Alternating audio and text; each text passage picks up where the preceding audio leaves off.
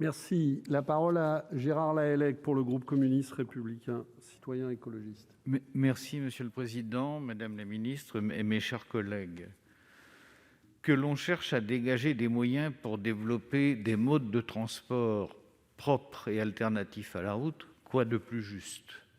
Des tentatives ont déjà été menées par le passé et vous comprendrez qu'en ma qualité de Breton, je puisse en conserver quelques souvenirs. Ça s'appelait à l'époque les bonnets rouges. Et lorsque l'on met 2 fois 30 000 personnes dans les rues d'une petite région, ça se voit.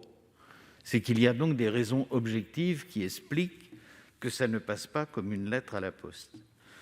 Alors, s'agissant du financement de ce mode alternatif à la route, tout d'abord, faisons un constat. Toutes les régions de France ne sont pas des régions traversières. Et au cas particulier de notre région, on vient en Bretagne ou on part de Bretagne.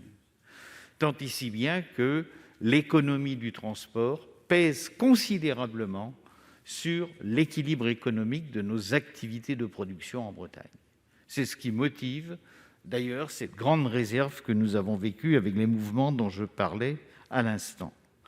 On ne traverse pas la Bretagne et en même temps, il est bon de se poser la question que lorsqu'on instaure ce type de taxation, il faut se poser la question d'une taxation par qui, pour qui et pour quoi faire.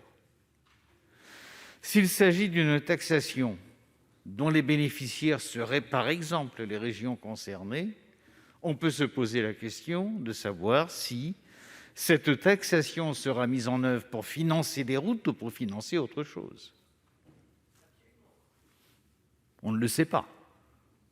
Et puis, si un tel dispositif devait se mettre en place, n'est-ce pas la FITEF qui serait la mieux placée pour en collecter et financer les modes alternatifs?